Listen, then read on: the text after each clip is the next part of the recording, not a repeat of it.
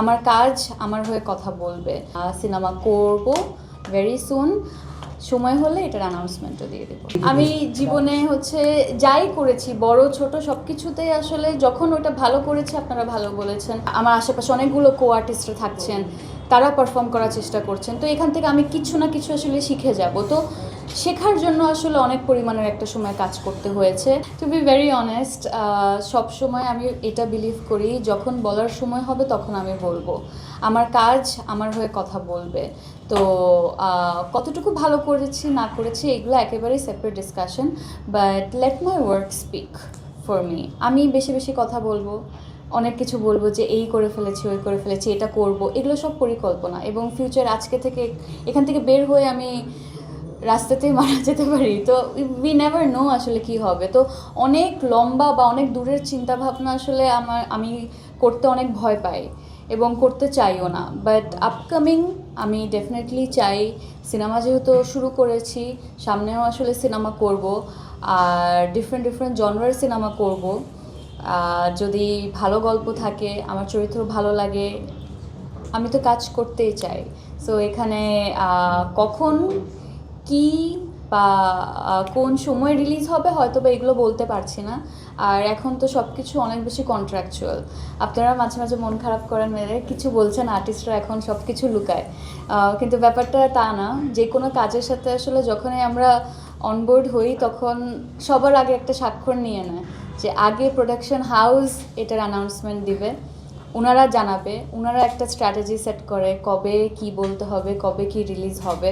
তো এখানে মন খারাপ করার আসলে কিছু নাই যে অনেক কথা বলে এটা এই প্রশ্নটা এড়িয়ে গেছে, ব্যাপারটা তা না। অনেক বাইন্ডিংস থাকে, ওই বাইন্ডিংসগুলো মাথায় রেখেই আসলে কথা বলতে হয়। তো সেই জায়গা থেকে ডেফিনেটলি আমি সিনেমা করব ভেরি সুন।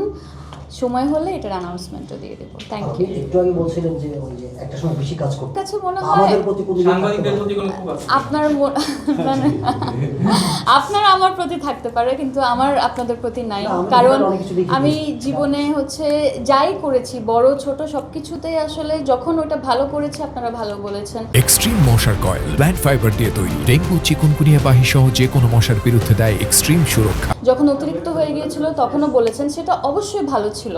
আমি কিন্তু যখন একটা কনস্ট্রাকটিভ ক্রিটিসিজম আসে সেটাকে খুব ভালোভাবেই গ্রহণ করি। আর উপরে উপরে হয়তো ভাব দেখায় যে এটা আমাকে অনেক টাচ করছে না, কিন্তু ভিতরে ভিতরে আমি অবশ্যই চিন্তা করি যে আমি যা করছি এটা কি ঠিক কি না। এটা যদি ঠিক হতো তাহলে এটা নিয়ে আসলে কেউ অন্যরকম চিন্তা করতো না বা নেগেটিভ কোনো কমেন্ট আসতো না। বাট যেহেতু নেগেটিভ এসছে এখানে হয়তো বা আমার চিন্তা করার কিছু থাকবে। একটা সময় অনেক কাজ করা হয়েছে, তখন এরকমও কথা এসছে সিন্ডিকেট, তারপর সব কাজ 2-3 জন মিলেই করে ফেলছে, পুরো নাটকের ইন্ডাস্ট্রি ডমিনেট করছে। ডমিনেট সবাই করতে চায়, আমি এই সুযোগ পেলে আমি কেন করব না। তো ডেফিনেটলি খুব সুন্দরভাবে আমি আমার নাটকের ওই ফেজটা পার করেছি আলহামদুলিল্লাহ। এত ভালো একটা ফেজ গিয়েছে, সবাই যখন আসলে ফোন করে বলতো যে এই গল্পটা করেছে এটা মেজবিনের জন্য, তো এটা অবশ্যই একজন আর্টিস্ট হিসাবে, একজন অ্যাক্টর হিসাবে আমার অনেক ভালো লাগা কাজ করতো। সেই ফেজটা পার করেছি, কিন্তু আমি বুঝেছি যে কোথায় থামতে হবে। এবং যখন আসলে এই কথাটা বুঝেছি তখন আমার মনে হয়েছে অনেক কোয়ান্টিটির উপরে ফোকাস করেছি। ওই কোয়ান্টিটিটাও আসলে বেশি ছিল কারণ আমি এক্সপিরিয়েন্স চাইতাম। ওই এক্সপিরিয়েন্স যদি আজকে না থাকতো হয়তো বা ফিল্মে আমি এক ধরনের অ্যাভারেজ টাইপের কাজ করতাম, অভিনয়ের জায়গা থেকে হয়তো বা অত দক্ষ হতাম না, কিংবা এই লিস্টার ডিরেক্টররা আমাকে ফোন করে বলতো না যে এই গল্প তুমিই করবা, তোমাকেই চাই। ওই কাজগুলো ভালো মন্দ অ্যাভারেজ কাজ, একটু পচা কাজ, এই সব কাজগুলোই করেছি কারণ ওইগুলো থেকে আমি শিখেছি। আমি প্রত্যেকটা দিন আসলে সেটে এই ফিলিং নিয়ে যেতাম যে আজকে কাজটা দিন শেষে কেমন হবে আমি জানি না, হয়তো বা এই কাজের আউটপুটটা একেবারেই জিরো, কেউ দেখবে না, পছন্দ করবে না, বলবে ফালতু।